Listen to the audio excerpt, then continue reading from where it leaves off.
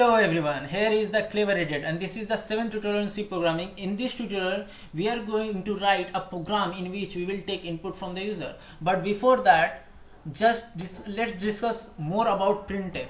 So just delete this code and write int x equals to 5 printf %d comma x.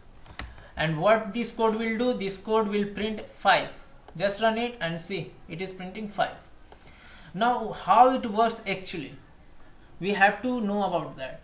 So I am explaining you via memory blocks. So when we write this program like int x equals to 5, how the compiler treat this line, let's understand that. Before that, you know that there are many memory blocks in your system.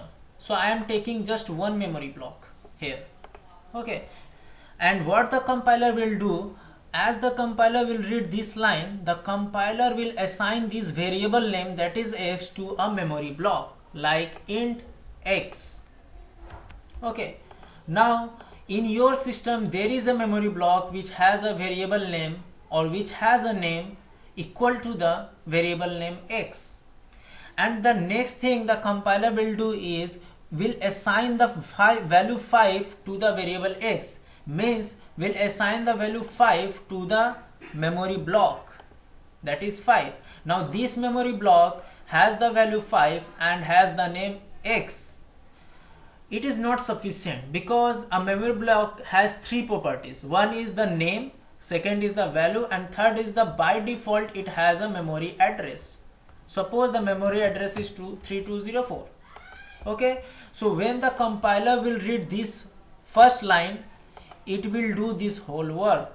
Means it will assign the variable name x to a memory block and it will also assign the value to it. Now when we write this line, that is printf %d and then x, then how the compiler treat this line? The compiler knows that I have to print something.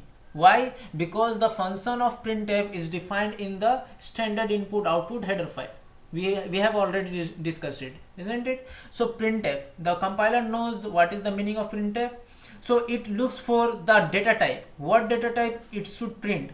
So it sees that the data type is %d, that is an integer, and so it will take the value, that is the integer value of this variable x, and it will look in the memory blocks which memory block has the name x. So it will go to this memory block because this memory block has the value x, has the name x, and so it will take the value of this variable, that is 5, and it will print that value. So this is how printf works. Okay. Now to take inputs, we have to know about other function called scanf, that is scanf. Okay, you can read it as scan the function, and it has its own format, like within double quote you have to write format specifier.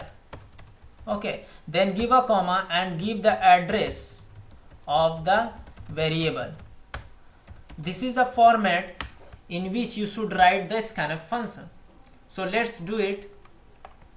First of all, we have to define two variables, that is int x comma y and another variable sum. Okay, because in this program we are going to print the summation of the two inputs given by the user.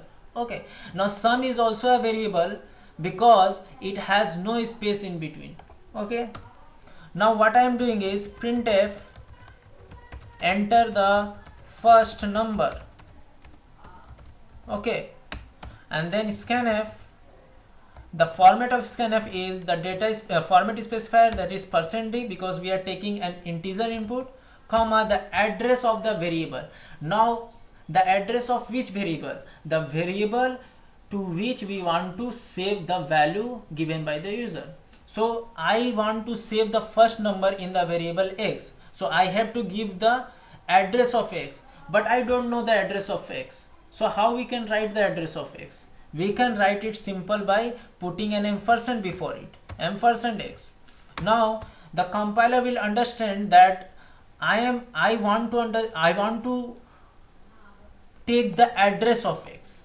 Okay, the compiler get understand by seeing the ampersand sign before x. Okay, so when you need an address of a variable, just put an ampersand before it, and I will explain or I will discuss more about it in the next video, so don't bother about that. Now printf enter the second number. Okay, and then scanf.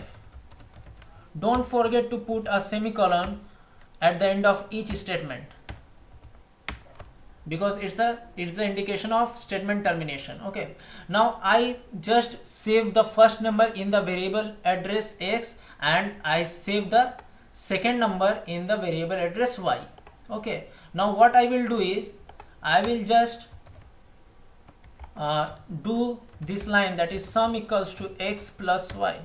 Okay, now it will take the value of x and y and it will get inserted in the variable name sum, and I am going to print this.